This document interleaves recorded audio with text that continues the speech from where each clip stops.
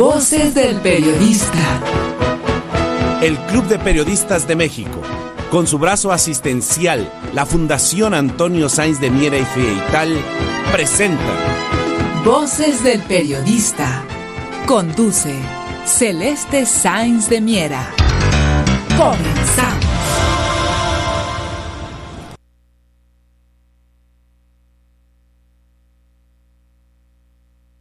¿Qué tal, amigos? ¿Qué tal? Muy buenas tardes. Bienvenidos a su programa Voces del Periodista, mismo que desde hace 22 años y de manera ininterrumpida tiene en su corazón siempre pensando, el corazón puesto precisamente en usted, quienes nos escuchan. Muchísimas gracias a quienes nos escuchan o a quienes nos ven a través de las redes. Gracias, por supuesto, a Radio Cañón la 760, en donde la pluralidad es verbo, queridos amigos, en donde compartimos directamente, estamos en vivo a través de Radio Cañón con ustedes, gracias a frecuencias que nos retransmiten de manera diferida, queridos amigos, en los diferentes espacios de recepción de señales. Una mesa extraordinaria con dinámicas interdisciplinarias para aportar sobre lo que pasa en la entidad mundial y en la nacional, queridos amigos. Bueno, pues temas por demás diversos, queridos amigos. Hay temas insoslayables, como lo que se está viviendo con la presencia de la Guardia Nacional en el metro de la Ciudad de México, que afortunadamente dan certidumbre a ciudadanos de la Ciudad de México. Precisamente tuvimos un encuentro virtual hace unas horas con compañeros precisamente que nos comentaron sobre estos hechos. Esta presencia de la Guardia Nacional da certidumbre a la ciudadanía, dado los acontecimientos que se han dado recientemente. No se nos olvide que estamos en momentos en los cuales se tiene poca claridad para buena parte de nosotros en el ámbito político. Hay quienes no deslindan lo que está pasando del ámbito político. Pero vamos a ver, aquí no se trata de lo que pensemos o parezcamos. Afortunadamente ya hay algunos temas para dar seguimiento y circunstancias para dar seguimiento a una investigación que se está dando ya en la Ciudad de México, y esto es muy importante. Y yo le pediría al maestro Juan Bautista, si fueras tan amable, maestro querido, te escuchamos en tu opinión sobre este tema, tú que reporteas mucho en la Ciudad de México. Te agradezco mucho como Club de Periodistas de México, y también como fundador y presidente de la Fraternidad de Reporteros, así como también en la coordinación del jurado calificador del Certamen Nacional e Internacional de Periodismo. Te escuchamos con mucha atención, maestro Juan Bautista. Gracias, Celeste, gracias, amigos que nos acompañan hoy en la mesa y el auditorio. Celeste, un tema importantísimo, porque el metro como sistema de transporte colectivo se ha convertido en el alma de la ciudad en cuanto a la movilidad.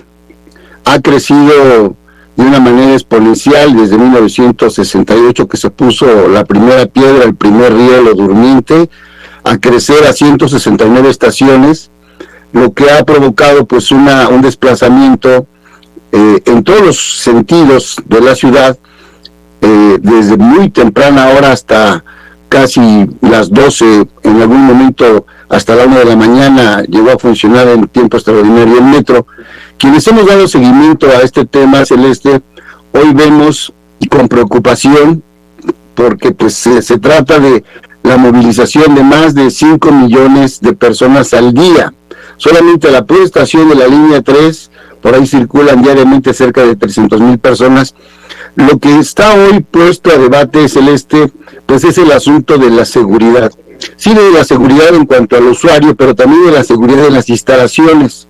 Esta medida que acaba de anunciar la jefa de gobierno, Claudia Sheinbaum, donde hace patente ya su deseo de que las estaciones sean vigiladas, es una medida inusitada y trascendental. En primer lugar, para resguardar las instalaciones y que el ciudadano se sienta seguro de trasladarse de un punto a otro. Ese es en primer lugar. Segundo, tiene que ver con que si hay alguna intención, como se señala, de sabotaje, pues sea detectado a tiempo. Es una acción, yo pienso que preventiva, temporal, también lo acaba de decir la misma gobernadora de la Ciudad de México, que esperemos que pasen estos días para que eso vaya teniendo una calma. Creo que es indispensable que esta certeza en tiempos electorales no quede la menor duda ni la menor sospecha de qué es lo que está sucediendo.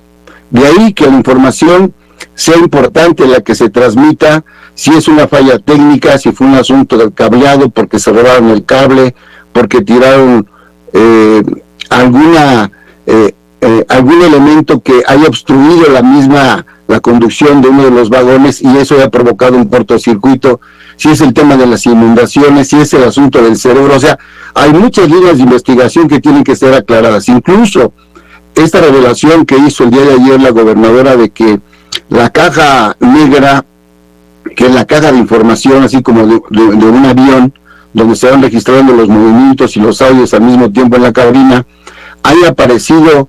Ella señaló que en un vehículo particular. Bueno, eso merece una atención muy especial porque tiene que haber claridad. Por ahí anda surgiendo una imagen donde la camioneta al parecer es del sistema de transporte colectivo.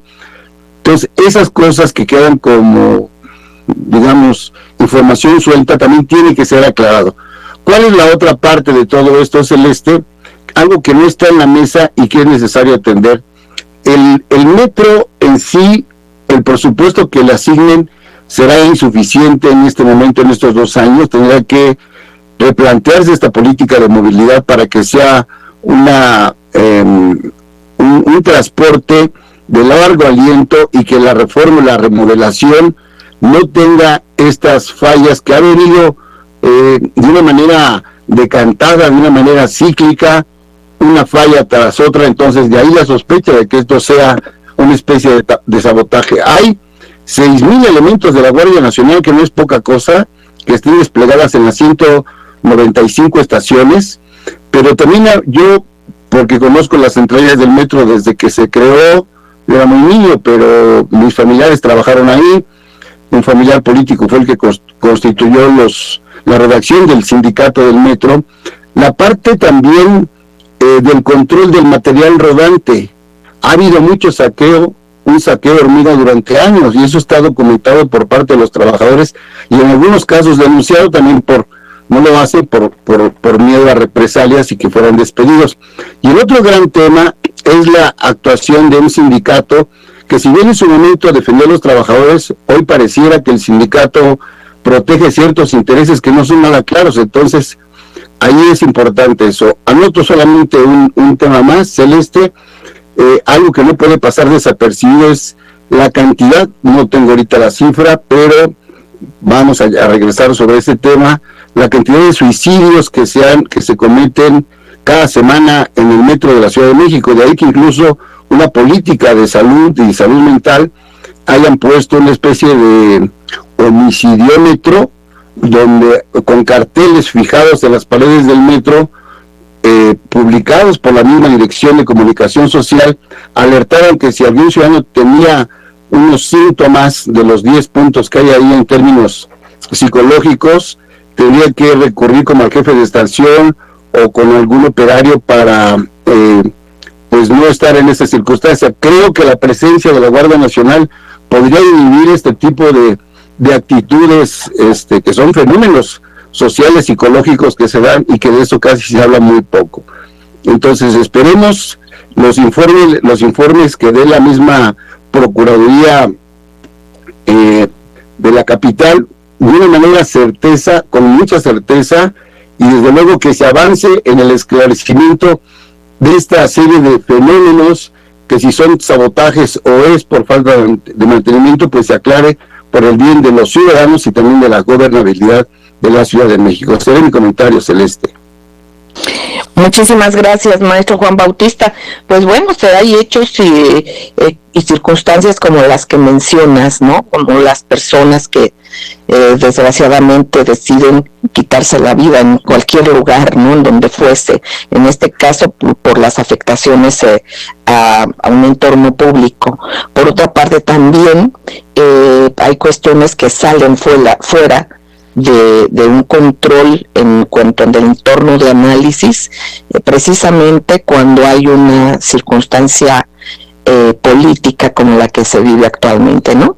Tanto hacia adentro de los intereses de quienes sean aspirantes a suceder de alguna manera. Yo creo que a nivel liderazgo va a estar muy difícil, pero ojalá y sea en el aspecto de seguir con una transformación verdadera para el país, o también para aquellos que son golpistas, que más que oposición se comportan de esa manera, y que esto lleva también a buena parte de la ciudadanía a suponer. Bien dices tú, aquí no se valen suposiciones, no se vale que se especule en este tema, pero sí ha habido elementos importantes a los que se está dando cuenta la jefa de gobierno. Precisamente ha estado acudiendo a los talleres del metro, ha hecho algunos comentarios sobre el mismo, pero también no se puede soslayar otro tipo de circunstancias. Vamos a un corte, queridos amigos, y regresamos. Gracias.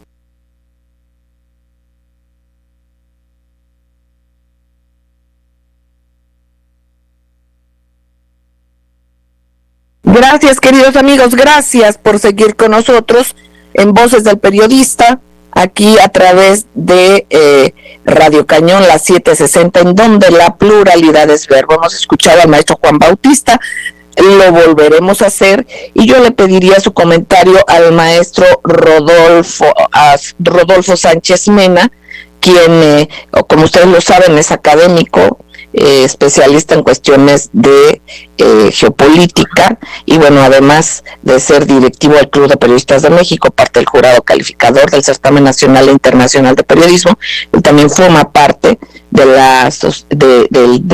la Sociedad Mexicana de Geografía y Estadística. Maestro querido, un abrazo, sería muy importante su opinión, maestro. Adelante. ¿Cómo no, Celeste? Muy buenas tardes, compañeros. Estimado Radio Escuchas, pues es un tema que le interesa a la gente de la capital, lo planteado por el maestro Juan Bautista, pero que desde luego tiene repercusiones en todo el país por lo que llama el presidente el ambiente enrarecido, el ambiente político enrarecido. ¿De qué se trata? Pues se trata desde luego de analizarlo con una visión geopolítica. Es decir, cuando nosotros leemos en el periódico o escuchamos en la radio o lo vemos en la televisión de que hubo un choque en el metro, inmediatamente lo que nos reportan pues es el número de gente accidentada, qué pasó alrededor de esto, pero omitimos qué pasa en toda la línea del metro. En la línea del metro, pues no entendemos que se paraliza todo el metro y que mucha gente se queda atrapada, posiblemente sin luz, y que tarda tiempo en rescatarlos. Es decir, nuestra visión tiene que ampliarse, no solo ver lo pequeño, lo que está aconteciendo, sino en toda su extensión. ¿Y qué significa el entender y el analizar en toda su extensión la magnitud que tiene los diferentes accidentes, con una estadística terrible, Celeste, que da cuenta del número de desalojos que ha tenido el metro, del número de apagones, el número de estallidos, pero con la frecuencia que se van presentando, bueno, pues surge a la vista las posibilidades de todo lo que se señala de que sea un problema de mantenimiento. si, como se dice, los 3,000 millones de pesos que se le recortaron de mantenimiento al metro del año pasado no afectan la situación que viven los usuarios, entonces, bueno, pues es fácil caer en la explicación que nos da la jefa de gobierno y que posiblemente se trate de sabotaje. Cuando hablamos de sabotaje, la perspectiva cambia porque ya no estamos hablando de simples accidentes, estamos hablando de una mano aviesa que ha estado, o de varias manos aviesas que han estado actuando, y que la respuesta, bueno, pues tiene que ser primero proteger a los usuarios para que no haya una situación que se presente como ya en otras ocasiones la propia jefa de gobierno ha descartado que se trate de sabotaje. Nos dice que se investiga, pero no presentan pruebas de que no es sabotaje, como por ejemplo cuando se incendió la sala de mandos del metro, ¿sí? Esto, Celeste, pues nos lleva a otra situación de entender el contexto en el que vivimos. Aparte del ambiente enrarecido del que habla el presidente, pues estamos en una situación de guerra híbrida que impacta en todo el mundo y particularmente a nuestro país por la geopolítica, por la situación de vivir tan cerca, ¿sí?, tan cerca de los Estados Unidos, que es una potencia que está involucrada en miles de conflictos, ¿sí? Cuando el presidente Reagan habló de que en su época se manejaron cerca de 3.500 intentos de golpe de Estado, y después pues, se dio a conocer pues que habían resultado 350 de ellos. Preguntémonos ahora qué está pasando alrededor de este mundo en conflicto. Y pues otra de las cuestiones de las que se maneja y que plantea el presidente López Obrador, que la gente tiene miedo. Desde luego el miedo pues es obedece a causas objetivas y no a una subjetividad.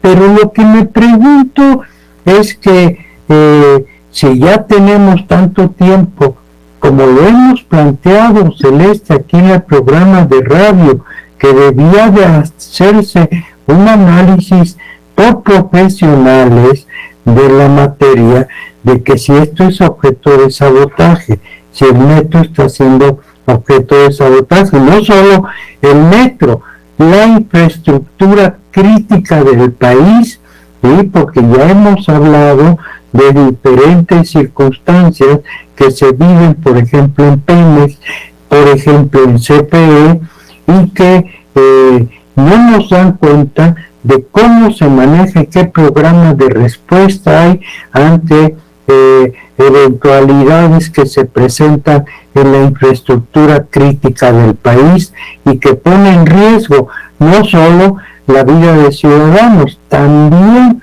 ¿sí?, la situación del país por la desestabilización que causan. Ahora, tenemos que preguntarnos, Celeste, con toda objetividad y sin pasión. La Guardia Nacional, 6,000 elementos vigilando el metro, responden y solucionan un problema de sabotaje. Nos preguntamos si la Guardia Nacional son los expertos en sabotaje, y si nuestro país nos cuenta que tiene expertos en sabotaje, pues debían de estar investigando ello, además de tranquilizar a la población con la presencia de la Guardia Nacional. Entonces es muy importante, ¿sí?, que expertos, si se trata de un problema de sabotaje, pues lo analicen y presenten soluciones inmediatas, porque ya no podemos vivir en la incertidumbre de que haya más sabotajes y que no los vea la Guardia Nacional, porque no es el entrenamiento que ellos tienen, pues no no pueden detectar fácilmente a un terrorista en el tren o a quienes están causando actos de sabotaje. Gracias, maestro querido. Mire, yo creo que en las preguntas o en los planteamientos que usted hace también está la respuesta.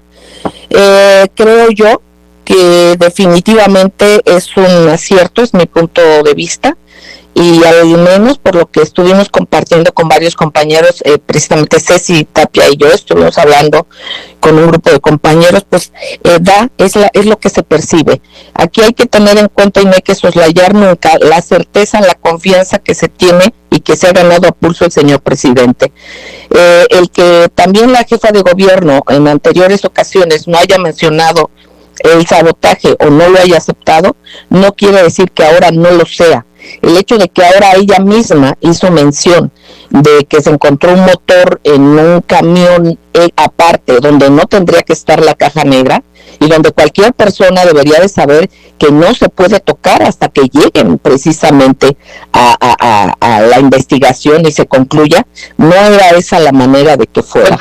Por otra parte, también yo creo que es muy importante tener en cuenta que muchas de las ambiciones políticas ahora salen y afloran y está complicado porque está hacia adentro. Hemos visto y recibido al menos su servidora en mi aparatito, en el WhatsApp o en donde tenga uno la conexión, unas campañas sucias que vienen o al parecer vienen, porque también podrían ser infiltrados, de quienes parecen tener filia por otro candidato. Entonces, aquí yo creo que no se pueden hacer especulaciones, se tenga certeza como se ha tenido y como lo ha y como corresponde a la tarea del señor presidente, esperar, ser cautos. Obviamente quienes sean especialistas en inteligencia, además de la Guardia Nacional,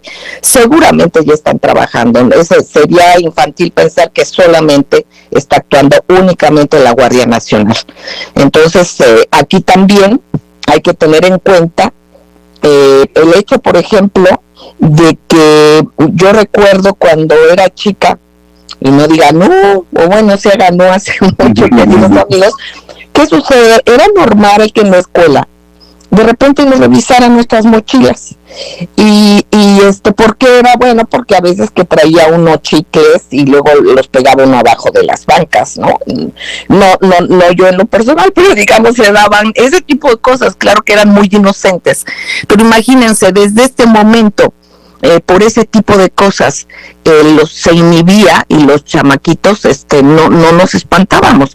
Ahora que vemos que no se revisan las mochilas y que se hizo un discurso de privacidad, por ejemplo, hacia los niños cuando va de por medio su seguridad, veamos las tragedias que han pasado en Estados Unidos, no nos vayamos lejos, con esas mismas reducciones de análisis por no revisar, por no estar atento en ese tipo de cosas, pues han pasado desgracias hacia adentro de propias instituciones de educación de Estados Unidos. Y bueno, en este sentido, bueno, está muy bien y que se verifique, que haya quien vigile, quienes vean, y seguramente estarán trabajando entidades de inteligencia hacia adentro de esta dinámica.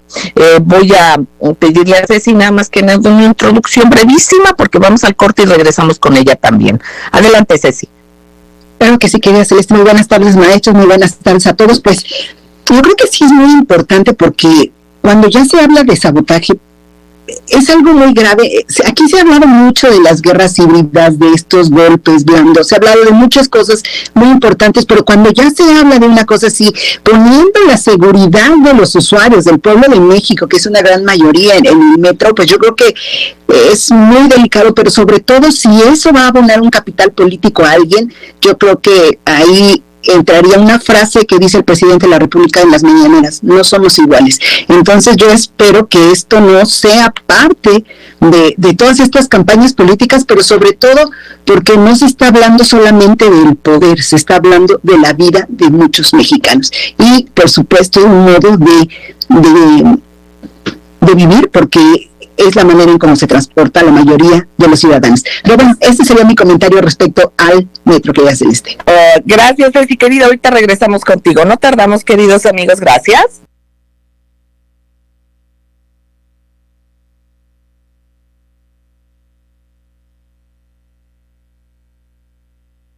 Gracias, queridos amigos, gracias por seguir con nosotros en su programa Voces del Periodista, este programa que es de ustedes y para ustedes a través de las frecuencias de Radio Cañón, la 760, en donde la pluralidad es verbo, queridos amigos.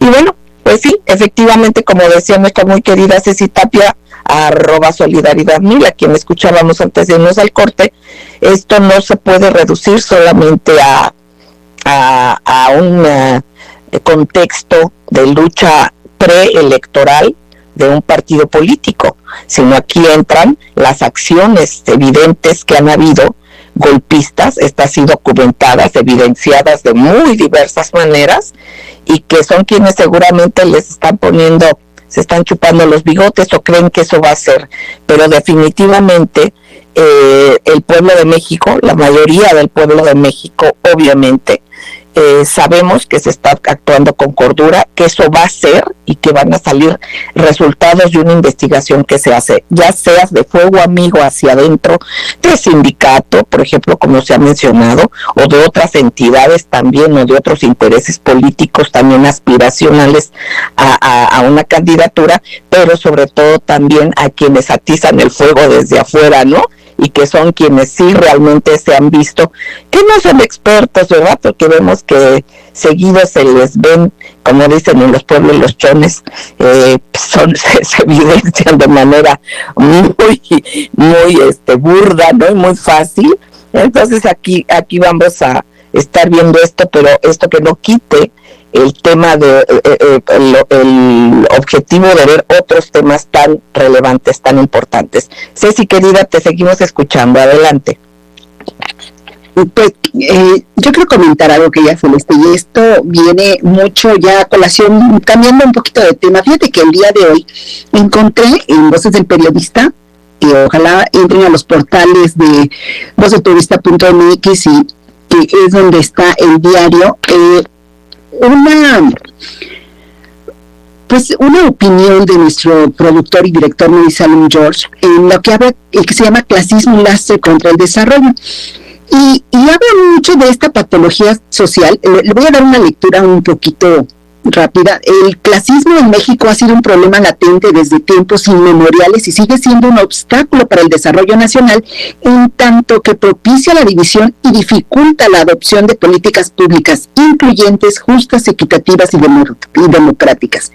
Esta patología social muy extendida en el planeta cobra relevancia cuando deja de ser un asunto personal interno y se convierte en una actitud de desprecio hacia las personas consideradas como de clases sociales inferiores.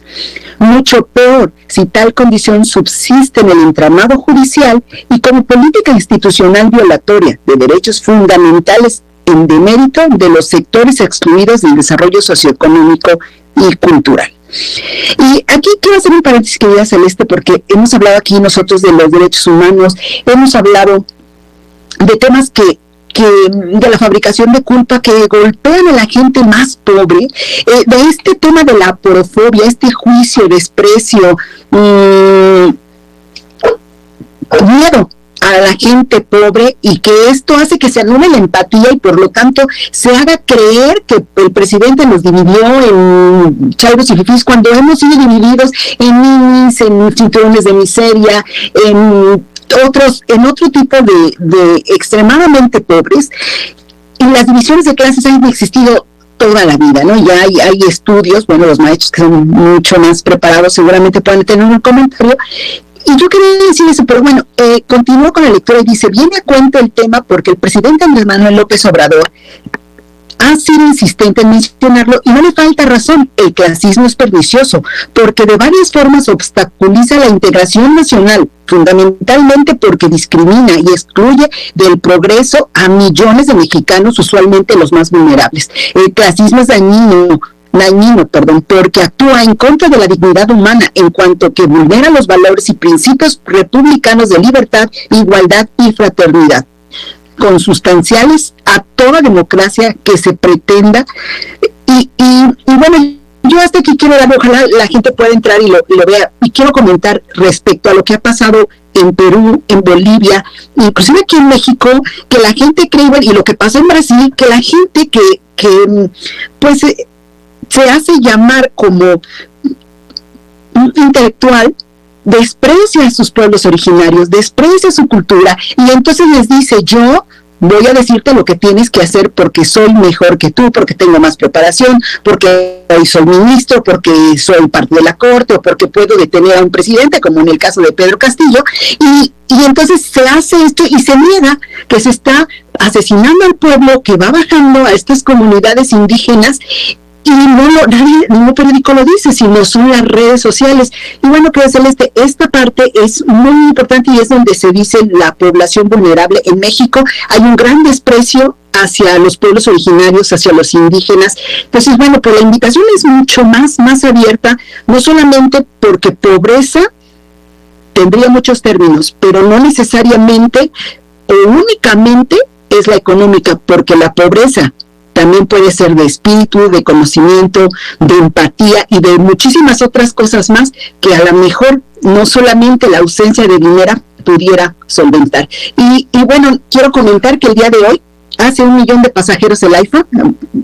Es un logro, ya no solamente es el peso, yo creo que hay que ir vigilando también lo que está pasando cerca del Tren Maya y del Tren Maya, y de donde han estado haciendo estas reservas. Y yo creo con esto, unas buenas noticias, terminar mi participación. Muchísimas gracias, querida Celeste Maestros.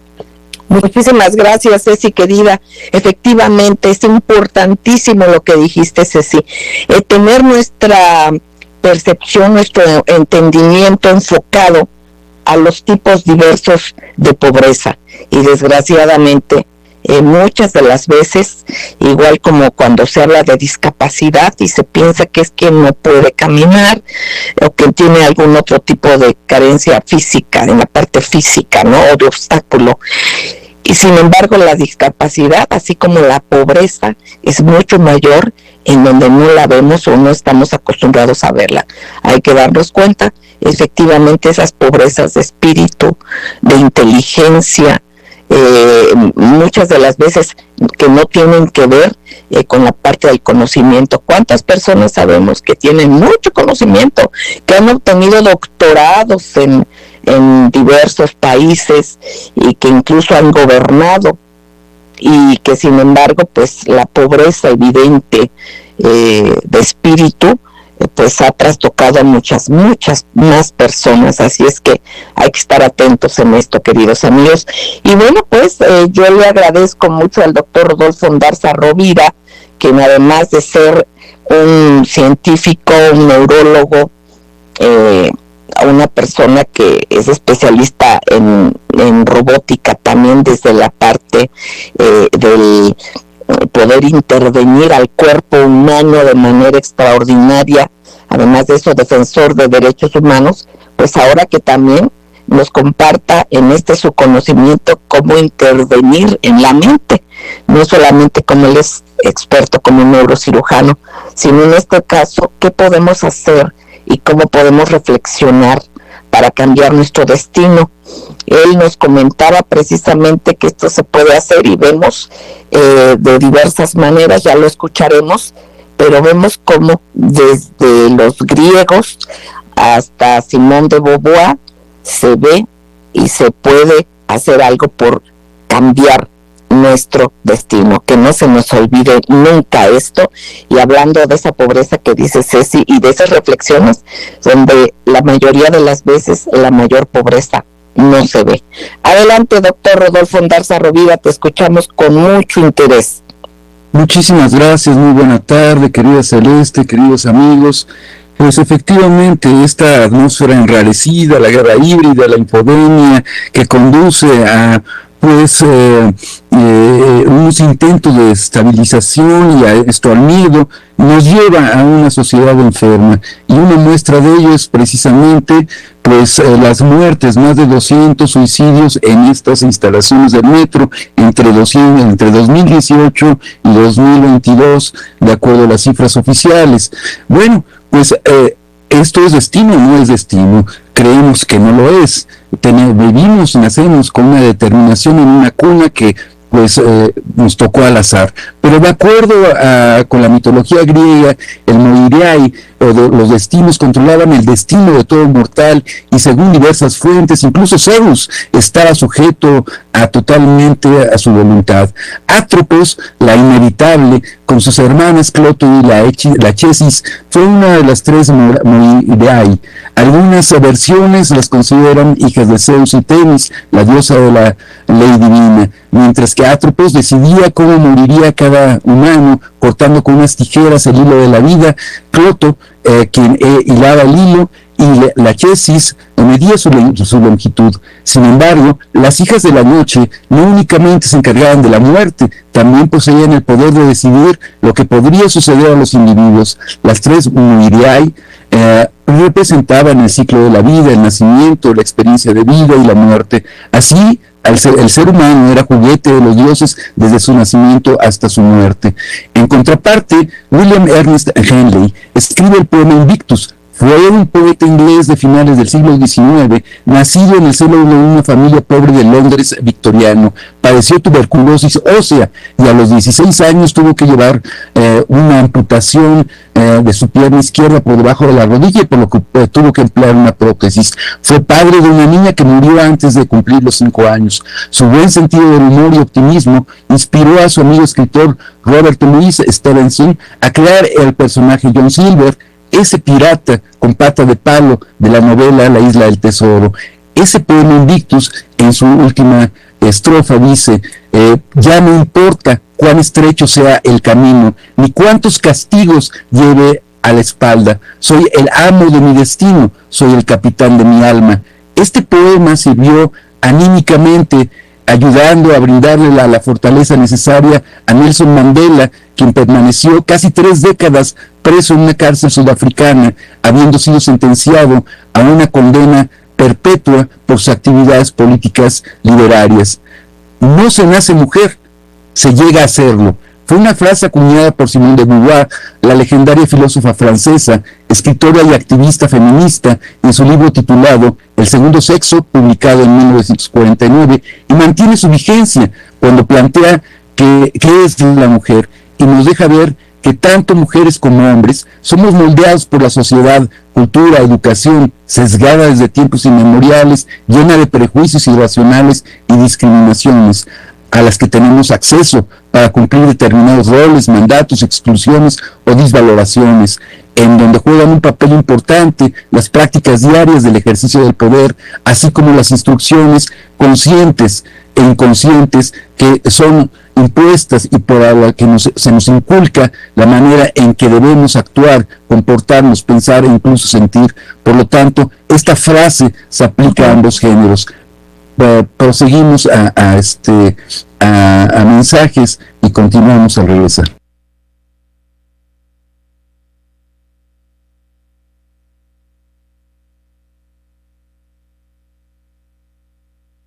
Gracias, queridos amigos, gracias por seguir con nosotros en Voces del Periodista a través de Radio Cañón, la 760, en donde la pluralidad es verbo, queridos amigos. Seguimos escuchando al doctor Rodolfo Ondarza Rovira. Doctor, adelante.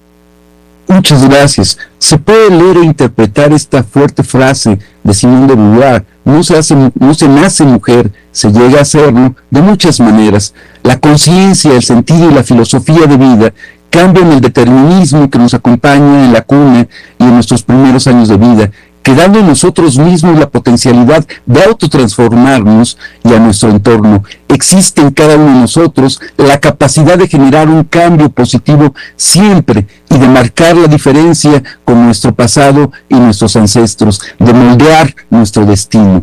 Nada es eterno, la verdad de hoy es la mentira de mañana y la verdad aquí no lo es necesariamente en otro sitio. Ser mujer o hombre implica responsabilidad y compromiso con uno mismo y con la sociedad. La lucha por la libertad es una lucha constante con la resignificación de valores, una estrategia posible en el marco de la humanidad y del humanismo. Es cuanto, muchas gracias. Gracias, doctor Rodolfo Ondarza Rovira. Y queridos amigos, pues vamos a escuchar al maestro Gerardo Castilleja, quien en el corte nos decía que le pareció interesante, obviamente, este artículo de nuestro productor y director general, Maurice Salum, el que habla sobre clasismo y cómo es un lastre con el desarrollo, ¿no? Y precisamente les invitamos a que lean este artículo tan interesante, estas reflexiones importantísimas. Y bueno, pues te escuchamos, maestro Gerardo Castilleja. Adelante. Sí, buenas tardes, Celeste, a mis compañeros también, gracias. Creo que es pertinente que tengamos muy claro el esquema de desestabilización que está viviendo América Latina y que no responde a asuntos particulares solamente. Acaba de publicarse, creo que voy a hacer mención de este artículo, nos puede dar luz de cuál es el plan para América Latina. Resulta que el Colegio de Guerra de los Estados Unidos acaba de publicar uno de sus expertos, que se llama Evan Ellis. Él es un experto en Estados Unidos y en China. Acaba de publicar, incluso se publicó en el Centro de Estudios Estratégicos del Ejército de Perú, un artículo que se llama El papel estratégico de América Latina en un conflicto global por Taiwán. Primero que nada, recordemos que se está llevando a cabo desde hace años esta estrategia de los Estados Unidos de asociar un conflicto directamente contra China a través de todo lo que se ha venido haciendo en Taiwán. Y el asunto es que los Estados Unidos ha dado pasos, específicamente hace unos días, para llevar a cabo un conflicto que se habla que va a ser relativamente rápido, se va a crear todas las condiciones para una guerra. Estamos hablando de que la primera y la segunda nación más poderosas del planeta estarían en guerra, y recientemente, decía yo, la OTAN claramente ha firmado acuerdos entre Japón y el Reino Unido, y también los Estados Unidos con Japón en una nueva doctrina militar japonesa. Bueno, lo que dice este artículo de este Colegio del Ejército de los Estados Unidos es que América Latina, los líderes de América Latina tienen que unirse a ese conflicto con Taiwán. Y lo tienen que hacer, es imperativo, dice el artículo, que los líderes de América Latina participen en este conflicto. ¿Por qué razón? Porque dice, según este centro de estudios en Estados Unidos, China está usando, todo lo que hace es con un uso dual.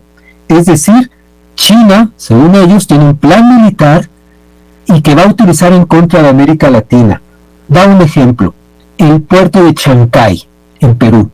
Este es un puerto estratégico que estaría muy cerca de Lima, un puerto que permitiría dar a Perú y hacia adentro de América del Sur una vía importantísima de comercio mundial.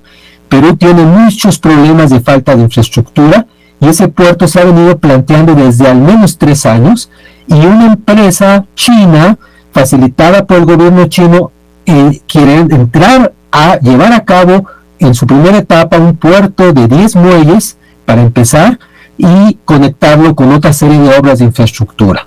Muy bien, pues lo que dice este centro de estudios es que eso no puede hacerse porque tiene un fin doble, porque ese puerto se podría usar como una base de despliegue intermedio donde los chinos podrían bloquear los alimentos y minerales para Estados Unidos.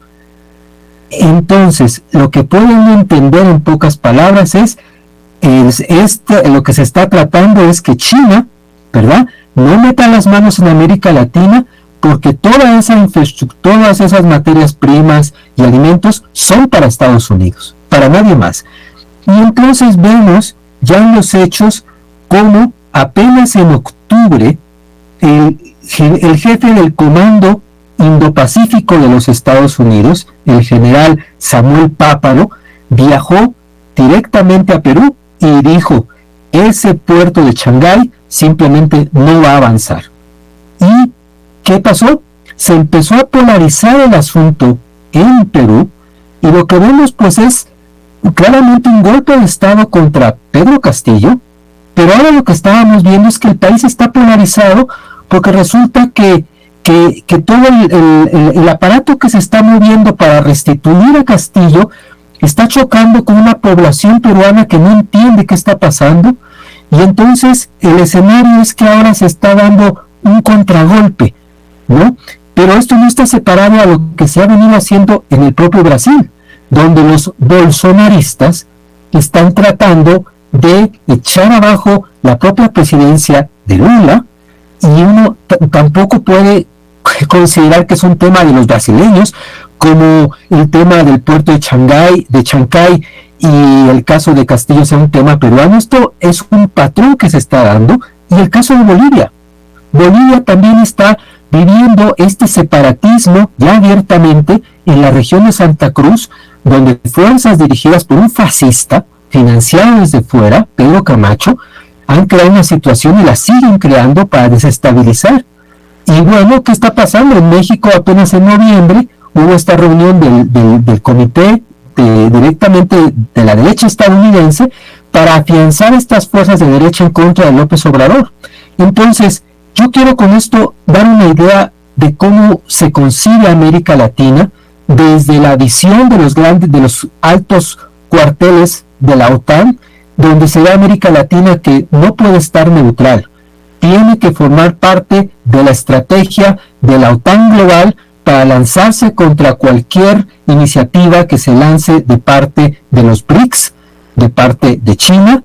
Y recordemos, nada más para poner en claro, lo que dijo en 1990, hace más de 30 años, John Reed, director del Citibank. Él dijo, tomen un mapa y van a ver países que ya desaparecieron. Y así yo veo que Perú y Bolivia tarde o temprano van a desaparecer.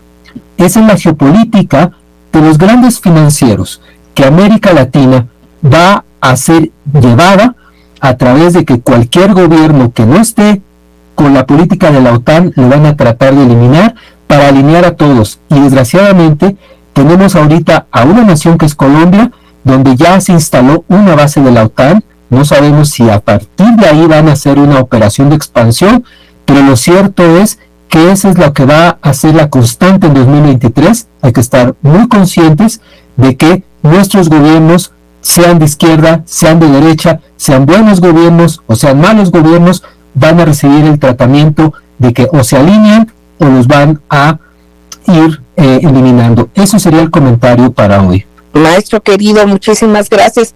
A mí me gustaría no ser deterministas, ¿no? Quedarnos también con esta reflexión que pudieran hacerlo.